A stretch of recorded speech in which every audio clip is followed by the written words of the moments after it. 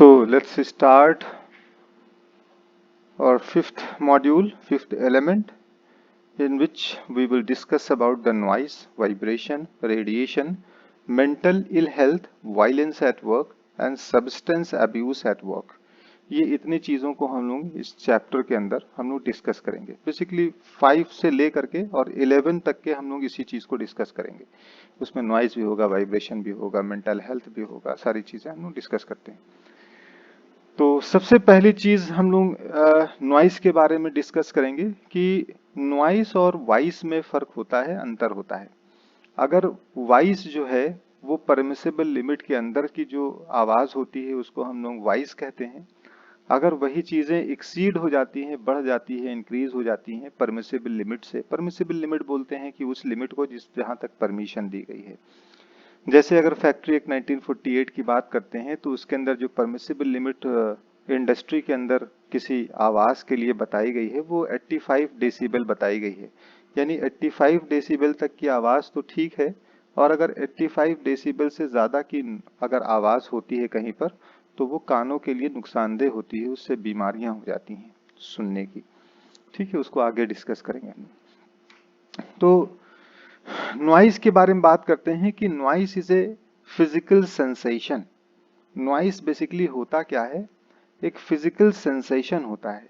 Sensation कहाँ पर होता है, हमारे कान के अंदर ईयर ड्रम में होता है। अगर कान की ईयर की जो एनाटॉमी हम लोग देखेंगे तो कान का एक बाहर का हिस्सा होता है जो कि किसी साउंड के तरह होता है। आपने देखा होगा जो लाउड स्पीकर के साउंड्स लगाए जाते हैं तो उसमें बाहर की तरफ एक बड़ा एरिया होता है और अंदर जैसे जैसे जाएंगे तो वो पतला होता जाता है। तो ये समझ लीजिए हमारा जो ईयर है, जो उसकी मैकेनिज्म है, अगर एनाटॉमी को देखते हैं, उसकी बनावट को देखते हैं तो कानों के चारों तरफ कुछ ग्रूव्स, गड्ढे दिखाई देते हैं, उभार दिखाई देते हैं। इनका काम ये होता है कि ज्यादा तेज आवाज अगर आ रही है, नॉइस आ रही है, तो उसको यहाँ पर ये ट्रैप करते हैं और उसकी स्पीड को स्लो करके उसके बाद फिर ईयर के अंदर जो कैनाल होती है, रास्ता होता है, उस कैनाल के अंदर भेजते हैं। और कैनाल भी जो है वो ऐसी होती है कि बाहर बड़ी होती है फिर अंदर छोटी होती जाती है। तो इससे क्या होता है कि उसकी स्पीड कम हो जाती है और वो आवाज जा करके अंदर एक ईयर ड्रम होता है, यानी कि एक कान का पर्दा होता है। तो उसके कान के पर्दे के ऊपर वो आवाज टकराती है तो कान का पर्दा जो होता है वो हिलता है, वाइब्रेट करता है। और इसी के पीछे एक हमारे पास एक छोटी सी बोन पाई जाती हैं जो कि उसके वाइब्रेशन को यानी फील करती हैं, और उसके बाद जो नर्व्स होती हैं उस नर्व्स के थ्रू उस वाइब्रेशन के कोड को ले जा करके ब्रेन को देती हैं और ब्रेन जो है उसको डिकोड कर लेता है। जैसे हम लोग कहेंगे ए, तो ए जो साउंड निकला है ये हमारे ब्रेन समझता है, इस चीज को जान रखा है कि ए का मतलब क्या होता है। वो एप्पल को दिमाग में लेके आएगा, एरोप्लेन को दिमाग में लेके आएगा, तो ये डिकोड करता है। वो जिस लैंग्वेज को हम लोग नहीं समझते हैं ब्रेन उसको डिकोड नहीं कर पाता है। प्रोसेस सेम होती है। आवाज आएगी, ईयर कैनाल के होते हुए ईयर ड्रम पे जाएगी, ईयर ड्रम वाइब्रेट करेगा, पीछे उसको नर्व से ले जा करके ब्रेन तक के पहुंचाएंगे। लेकिन ब्रेन उस बात को डिकोड नहीं कर पाता है क्योंकि उसके बारे में उसने सीखा नहीं। जिस लैंग्वेज को हम लोग सीख लेते हैं तो उसको हमारा ब्रेन डिकोड करने लगता है। तो ये एक मैकेनिज्म होती है, एनाटॉमी के थ्रू हमारा एक मैकेनिज्म होती है। तो कहा गया sound is a physical sensation. Sound क्या होती है, एक फिजिकल सेंसेशन होती है। भाई साउंड का मतलब क्या है, फिजिकल सेंसेशन ही तो है ईयरड्रम के ऊपर। Noise can be defined as unwanted sound. Noise कब बन जाती है, एक वॉइस जो है वो नॉइस कब बन जाती है, जब वो ज्यादा हो जाती है, अनवांटेड साउंड हो जाती है, तो उसको हम लोग कहते हैं नॉइस।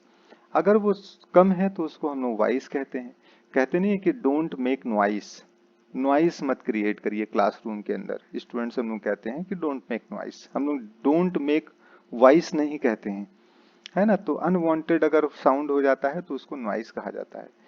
और sound that is specially disturbing, या फिर जो डिस्टर्बिंग साउंड होती है, इसको कोलिंस ने 1993 में डिफाइन किया था कि नॉइस जो है वो फिजिकल सेंसेशन, साउंड क्या होता है, एक फिजिकल सेंसेशन होता है। नॉइस को इस तरीके से डिफाइन किया गया था कि अनवांटेड साउंड को हम लोग नॉइस कहते हैं, या वो साउंड जो कि डिस्टर्बिंग कॉज करते हैं, अकॉर्डिंग टू द कोलिंस इन 1993 में डिफिनेशन दी थी। अब नॉइस के बारे में कहा गया कि noise is a form of energy. आवाज जो है वो एक तरह की एनर्जी होती है। Noise is a form of energy in the form of wave. क्या होती हैं कि एक प्रेशर की वजह से, प्रेशर के वेरिएशन की वजह से एक वेव क्रिएट होती है। जैसे हम लोग बोलते नहीं तो बोलने से क्या निकलती है, एक जबान, हमारी जो टंग होती है अपर जा के साथ में जब दबा करके एक प्रेशर हम लोग बनाते हैं, क्रिएट करते हैं, तो प्रेशर से क्या होता है कि एक पर्टिकुलर वेवलेंथ की वेव निकलती है। जो साउंड के डिफरेंशिएशन होते हैं ना, ए बी सी डी, तो ये डिफरेंट वेवलेंथ के जो है वो वेव्स निकल रहे हैं। और ये डिफरेंट वेवलेंथ की जो वेव्स निकल रही हैं, इसको हम लोग अपने टंग से, अपनी जबान से निकाल रहे हैं बना करके। और इस चीज को हम लोगों ने सीखा है, इस वजह से हम लोग ये कर पा रहे हैं। तो noise is a form of energy in the form of a wave caused by pressure variation. Pressure variation की वजह से एक वेव क्रिएट होती है और उसी वेव की एनर्जी को हम लोग नॉइस कहते हैं। जैसे कंप्रेशन एंड रिफ्रैक्शन, इसमें दो चीजें होती हैं। हम लोग जबान से कंप्रेस्ड करते हैं फिर उसको छोड़ते हैं, तो इससे क्या होती है कि एक वेव क्रिएट होती है। तो कहा which can travel in almost any medium, किसी भी मीडियम में आवाज ट्रेवल कर सकती है। जैसे जरूरी नहीं है कि वहां पर हवा होना चाहिए, जरूरी नहीं है कि वहां पर गैसेस का एटमॉस्फेयर होना चाहिए तभी वो चीज ट्रेवल कर पाएगी।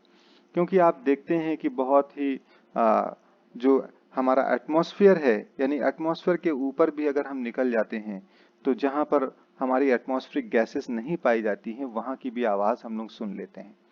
ठीक है ना। तो ये किसी भी मीडियम के अंदर ट्रैवल कर सकते हैं। बेसिकली अगर आवाज की हम लोग बात करते हैं तो जो उसकी मीडिया होती है, जो मीडिया ट्रैवल करने की होती है, वो एक होती है वाइब्रेशन के थ्रू ट्रैवल करके चली आती है। इसीलिए जो हाईवे पे कहीं पर दूर, किसी का हाईवे बहुत दूर है, घर कहीं और है, तो रात को ट्रक जब चलती है तो उसकी टायर की आवाज आपके घर तक आ जाएगी। तो वो सॉइल के अंदर वाइब्रेशन के थ्रू वो नॉइस चली आती है। फिर आप देखेंगे कि एक ही स्ट्रक्चर में, स्ट्रक्चर के थ्रू लड़ती हुई चली जाती है। इसीलिए एक लखनऊ के अंदर एक लेबिरिंथ है, एक भूल भुलैया है, तो उसमें जब भी आप भूल भुलैया घूमने जाएंगे तो वहां का जो गाइड होगा तो वो आपको एक दूर ले जाएगा, एक कोने में खड़ा करेगा और दूसरे कोने में दूसरे को खड़ा करेगा और वहां पर कागज फाड़ेगा, टीयर द पेपर, पेपर को फाड़ेगा। तो वहां जब आप कान लगा करके सुनेंगे किसी वॉल में, दीवार में, तो वहां कागज फटने की आवाज या मैच बॉक्स चलाने की आवाज बहुत साफ साफ वहां पर आपको सुनाई देगी। तो वो जो नॉइस होती है वो क्या होती है, स्ट्रक्चर की डिजाइन के थ्रू वो लड़ती हुई चली जाती है दूर तक के। और एक होता है जो डायरेक्ट फॉर्म में चली जाती है, सीधे सीधे चली जाती है, इसको किसी मीडिया की जरूरत नहीं है। तो दूरी जो तय करती है वो वाइब्रेशन के थ्रू ज्यादा दूर तक चली जाती है, स्ट्रक्चर के थ्रू ज्यादा दूर तक के चली जाती हैं। तो कहा कि noise can travel in almost any medium. Air में ट्रेवल कर जाएगी, वाटर में ट्रैवल कर जाएगी, मेटल में ट्रैवल कर जाएगी, लकड़ी में ट्रैवल कर जाएगी। तो कहा invariably these pressure variations are produced by a vibrating source. जो ये वेरिएशन होता है ना, प्रेशर का वेरिएशन जो क्रिएट होता है, ये वाइब्रेशन, वाइब्रेटिंग सोर्स से होता है। इसका एक सोर्स होना जरूरी है, विच में भी ये सॉलिड हो सकता है, एक जैसे लाउड स्पीकर हो सकता है, result from turbulence in the air, कभी एयर के अंदर टर्बुलेंस होता है उसकी वजह से होता है, जैसे एग्जॉस्ट इमिशंस होता है। तो बहुत से सोर्सेस इसके होते हैं, नॉइस के तो बहुत सोर्स हो सकते हैं। बस यही कॉन्सेप्ट उसके ऊपर लागू होती है कि जिस जगह पर कहीं पर प्रेशर का वेरिएशन हो रहा है, कहीं पर प्रेशर ज्यादा है और कहीं पर प्रेशर कम है, तो इन दोनों के प्रेशर में वेरिएशन होगा। जैसे माउथ से हम लोग करते हैं, माउथ से हम लोग प्रेशर का वेरिएशन क्रिएट करते हैं जिसकी वजह से दूर तक के साउंड सुनाई देता है। तो कहा कि eight moderate level noise is harmless. अगर एक मॉडरेट लेवल के ऊपर नॉइस है तो वो हार्म नहीं पहुंचाती है। But if it is too loud it can cause permanent damage to hearing. अगर बहुत ज्यादा तेज है तो वो हमारी हियरिंग्स को परमानेंटली डैमेज कर देती है। So damaging noise levels are not always comfortable, but people even buy pay pay to be subjected to them at night clubs etc. जो हायर लेवल की नॉइस होती है वो अनकंफर्टेबल होती है, लेकिन उसके बावजूद भी आप देखेंगे कि लोग नाइट क्लब्स के अंदर या डीजे के सामने या किसी फर्दर इंडस्ट्री में आप जाएंगे देखेंगे तो ज़्यादा नॉइस के सामने भी लोग परफॉर्म किया करते हैं और अपने बॉडी को एक्सपोज करते हैं, विच इज़ हार्मफुल, बहुत ही हार्मफुल होता है। तो कहा the physical and psychological effect of exposure to noise.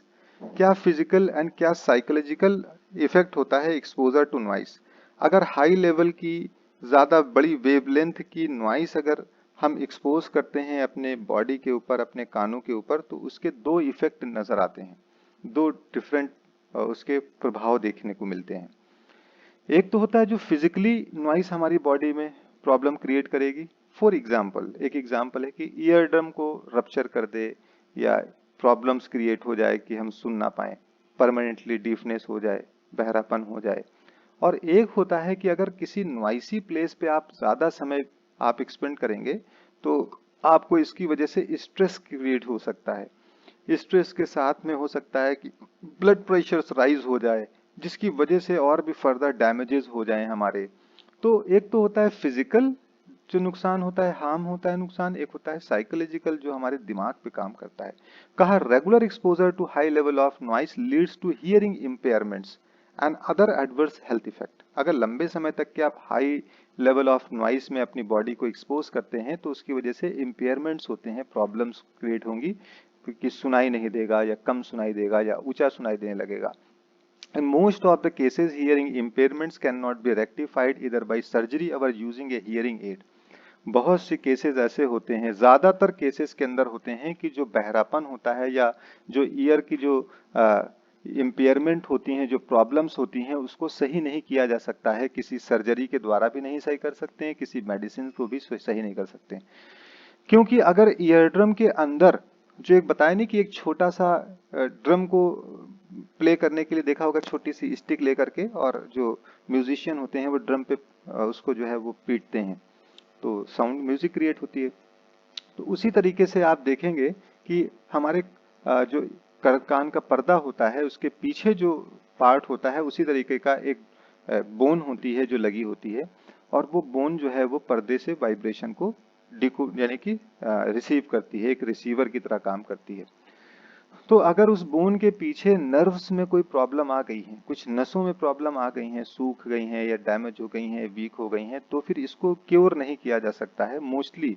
इसीलिए कहा गया कि in most of the cases hearing impairments cannot be rectified either by surgery or using a hearing aid. इसको सही नहीं किया सकता है। Exposure to high sound levels may lead to harmful physical and psychological health effects. Some of the examples of the effects are listed below. जो high level of exposure of noise होता है उसका बहुत ही फिजिकल भी exposure होता है, physical नुकसान होता है, और साइकोलॉजिकल भी इफेक्ट होता है। फिजिकल इफेक्ट क्या हो सकते हैं कि फिजिकली जो नुकसान कर सकता है, बीमार कर दे। जैसे कहा कि एक टिनाइटस की कंडीशन क्रिएट होती है, कानों के अंदर टिनाइटस डिजीज हो जाती है और हाई लेवल ऑफ नॉइस की वजह से। तो उस टिनाइटस डिजीज में क्या होता है कि आप जब शांति से किसी एक इन्वायरमेंट में ऐसे लेटेंगे सोने के लिए, जब कहीं से आवाज नहीं आ रही, तो आपके कान के अंदर एक अनवांटेड नॉइस क्रिएट होना शुरू हो जाएगी, जिसमें बजिंग की आवाज आएगी, आवाज आने लगेगी, या खट खट खट की आवाज आएगी, या कहीं पर ऐसा लगेगा कि जंगल की कोई सेंसेशन की आवाज आ रही है। तो डिफरेंट टाइप्स की नॉइस क्रिएट होती है और लोगों को नहीं सुनाई देगी, लेकिन उस बंदे को सुनाई देगी। और वो हमेशा टिनाइटस जो है वो नॉन क्यूरेबल डिजीज है, और वो जीवन भर जब तक कि वो जीवित रहेगा तब तक कि उसको वो प्रॉब्लम्स जो है वो कानों में आती रहेगी। फिर कांस्टेंट रिंगिंग बजती रहेगी, लगातार एक रिंगिंग की आवाज आती रहेगी, या बजिंग होती रहेगी, या सीटी बजने लगेगी कान में कभी कभी। तो टिनाइटस एक ऐसी कंडीशन होती है जिसके अंदर कानों के अंदर एक physical effect of noise, exposure to noise होता है कि लगातार रिंगिंग होने लगेगी, बजिंग होने लगेगी, ये सीटी बजने लगेगी कान के अंदर। ये physical effect of exposure to high level of noise होता है। फिर होते हैं थ्रेशोल्ड शिफ्ट होता है, जिसको हम लोग कहते हैं हियरिंग लॉस। ये थ्रेशोल्ड शिफ्ट जो होता है ये टेम्परेरी भी हो सकता है, परमानेंट भी हो सकता है। फिर कहा noise induced hearing loss, NIHL कहते हैं कि नॉइस इंड्यूस्ड हियरिंग लॉस होता है, आवाज की वजह से बहरापन होना। फिर हम बात करते हैं psychological effect of exposure to noise. अब ये तो फिजिकल वाला तो इफेक्ट ये होगा कि टिनाइटस हो जाता है, थ्रेशोल्ड शिफ्ट हो जाती है, जिसमें कभी परमानेंट होती है, कभी टेम्परेरी होती है, कभी नॉइस इंड्यूस्ड हियरिंग लॉस हो जाता है, तो ये तो फिजिकल इफेक्ट हुए नॉइस के। कुछ psychological effect of exposure to noise होते हैं, जिसमें से क्या होता है कि ज्यादा नॉइस में रहने से स्ट्रेस कॉज होगा, स्लीप डिस्टरबेंस हो जाएगी, बिहेवियर इरिटेटिंग हो जाएगा, या फिर बहुत ही एग्रेसिव बिहेवियर हो जाएगा उस बंदे का जो कि नॉइस के अंदर लंबे समय तक के रहता है। ठीक है ना, तो ये हमारे psychological effect of exposure to noise होते हैं। फिर कहा the meaning of commonly use terms, जो कॉमनली जो टर्म हम लोग यूज करते हैं। पहली चीज जो हम लोग यूज करते हैं, बोलते हैं उसको साउंड प्रेशर। तो साउंड प्रेशर क्या होता है, इसकी यूनिट क्या होती है, पास्कल में इसको नापते हैं। साउंड प्रेशर क्या होता है, प्योर नॉइस एनर्जी जो होती है is a SI unit of pressure measured in pascal. Sound pressure को किस में नापते हैं, पीए में नापते हैं, पास्कल में नापते हैं। अच्छा, जो एटमॉस्फेरिक का जो प्रेशर होता है, एटमॉस्फेरिक का प्रेशर क्या होता है कि has a typical value of 1,00,000 pascal. जो एटमॉस्फेयर का जो प्रेशर होता है वो 1,00,000 पास्कल होता है। Where as typical sound pressure detectable by humans are a small fraction of pascal as low as 0.0002 pascal at some frequencies. यानी कि जो नॉइस का जो प्रेशर, साउंड प्रेशर होता है वो बहुत ही कम होता है, ये इतना कम होता है। भाई साउंड का प्रेशर कितना हो सकता है, बहुत ही कम होता है ना, जो डिटेक्टेबल होता है ह्यूमंस में। तो एटमॉस्फेयर का प्रेशर देखिए कितना ज्यादा होता है, 1,00,000 पास्कल का प्रेशर होता है, लेकिन साउंड का जो साउंड प्रेशर होता है वो बहुत ही कम होता है कि 0.00002 पास्कल का होता है कुछ फ्रीक्वेंसी पर। फिर उसके बाद दूसरी चीज, एक तो साउंड का प्रेशर कितना है, अगर बहुत ज्यादा प्रेशर का साउंड होगा तो भी कानों को नुकसान पहुंचाएगा। फिर दूसरी चीज होती है कि इंटेंसिटी क्या है, कितना ज्यादा तेज आवाज है, जिसको हम लोग इंटेंसिटी भी कहते हैं और लाउडनेस भी कहते हैं। तो एक तो प्रेशर हो गया, दूसरा लाउडनेस कितनी है, कितनी ज्यादा तेज आवाज है, अमाउंट ऑफ प्रेशर। एक तो प्रेशर हो गया, फिर कितना अमाउंट है, the amount of pressure changes in the noise determines its amplitude and intensity perceived by listeners as loudness. भाई जो प्रेशर से एक आवाज निकली लेकिन वो बहुत तेज निकली, तो जो इंसान जो है जो उस चीज को सुन रहा है वो उस चीज को फील करता है ना, परसीव्ड बाय लिसनर, जो सुनने वाले के द्वारा जो परसीव की जाती है लाउडनेस। तो कहा कि when measuring sound therefore we are not so much interested in the actual magnitude of the pressure, we are interested in the magnitude of the variation in pressure। हम ये देखते हैं कि वेरिएशन ऑफ प्रेशर कितना हो रहा है, कि आवाज कितनी तेज वहां से आ रही है, कितने प्रेशर से आ रही है इसमें। We therefore use a ratio based on the lowest detectable pressure changes or the threshold of the hearing। इसलिए इसकी इंटेंसिटी को हम लोग कम से कम में नापते हैं। तो एक तो हो गया हमारा, क्या हुआ कि साउंड का एक प्रेशर होता है, फिर उसके बाद एक इंटेंसिटी होती है जिसको हम लोग कहते हैं लाउडनेस, आवाज की कितनी ज्यादा तेज है। देन हम लोग उसको कहते हैं फ्रीक्वेंसी, एक कहते हैं फ्रीक्वेंसी क्या होती है कि कितने फ्रीक्वेंसी की आवाज है, ये हम लोग बोलते हैं ना, कितने हर्ट्ज की फ्रीक्वेंसी की। जैसे हम लोग रेडियो में पहले फ्रीक्वेंसी को मैच करते थे ना, कि वहां की फ्रीक्वेंसी कितनी है और यहाँ की फ्रीक्वेंसी रेडियो की हम लोग मैच करते थे, तो वो पकड़ लेती थी, रिसीव कर लेती थी। तो फ्रीक्वेंसी कहते हैं कि perceived by the listener as a pitch over the tone. जैसे हमारी फ्रीक्वेंसी अलग है, हमारी इंटेंसिटी अलग है, तो फ्रीक्वेंसी क्या है और इंटेंसिटी क्या है। तो फ्रीक्वेंसी जो होती है वो पिच ऑफ टोन बताती है, और जो इंटेंसिटी होती है वो तेजी बताती है, लाउडनेस बताती है हमारी, कि कितनी तेजी से हमारा साउंड का वेरिएशन हुआ है हमारा, है ना। तो कहा frequency perceived by the listeners as a pitch of tone is measured in cycle per second, hertz. कितने साइकिल पर सेकंड के अंदर फ्रीक्वेंसी हुई है। The human hearing mechanism has a finite range of perception of pitch and varies from 20 hertz to 20,000 hertz, या फिर आप कह सकते हैं 20 किलो हर्ट्ज, यानी but is most sensitive at around 4,000 hertz the frequency of the human speech. जो हमारी frequency होती है, लेकिन जो मोस्ट सेंसिटिव जो होती है, जो हमारी फ्रीक्वेंसी, वो लगभग 4,000 हर्ट्ज की फ्रीक्वेंसी की स्पीच जो होती है वो ठीक मानी जाती है, बढ़िया मानी जाती है। फिर एक यूनिट होती है मेजर करने के लिए, नॉइस के लेवल को मेजर करने के लिए। इन चीजों से ज्यादा मतलब होता है। ऊपर की चीजें तो नॉलेज के लिए थी, इसलिए बताई जाती हैं ऊपर की चीजें कि हो सकता है कोई साइंस बैकग्राउंड का स्टूडेंट है, हो सकता है कुछ नॉन साइंस बैकग्राउंड के स्टूडेंट है। तो जो नॉन साइंस बैकग्राउंड के स्टूडेंट होते हैं उनको इस चीज़ों के बारे में पता नहीं होता है कि फ्रीक्वेंसी क्या होती है, इंटेंसिटी क्या होती है, साउंड प्रेशर क्या होता है। तो फिर बताया गया कि डेसिबल एक यूनिट होती है जो कि नॉइस के लेवल को मेजर करती है, डीबी हम लोग कहते हैं। तो बेसिकली एक डेसिबल मीटर होता है जिससे हम लोग पता लगा लेते हैं कि यहाँ पर कितनी आवाज है, और एज पर द रूल बता दिया जाता है कि कहाँ पर कितने डीबी डीबी की आवाज की परमिशन है। जैसे फैक्ट्री एक्ट 1948 अमेंडमेंट 87 पढ़ेंगे तो किसी इंडस्ट्री के अंदर वहां पर जो दिन में जो नॉइस का जो लेवल है वो 85 डेसिबल तक के मैक्सिमम होना चाहिए, यानी हो सकता है। ठीक है ना। तो 85 डेसिबल की आवाज जो है वो इंसान को नुकसान नहीं पहुंचाएगी। इसके ऊपर की अगर आवाज है, ज्यादा डेसिबल की आवाज आ रही है, तो वहां पर उस एम्प्लॉय को ईयर प्रोटेक्शन देना पड़ेगा। अगर 85 से ऑलमोस्ट 100 या 200 तक की डीबी की आवाज है, डेसिबल की आवाज है, तो उसमें ईयर मफ दे करके काम चला लिया जाता है। लेकिन अगर बहुत ज्यादा आवाज है, ज्यादा डेसिबल की है, तो वहां पर ईयर जो है वो ईयर मफ दिया जाता है, कम में ईयर प्लग दिया जाता है। ईयर प्लग बहुत छोटा सा होता है, कानों में लगा लिया जाता है। ईयर मफ जैसे हम लोग का हेडफोन होता है, जैसे यूज करते हैं हम, इस तरीके से ईयर मफ होता है। तो कहा noise level is measured in decibel dB. The intensity of sound is a measures of its strength.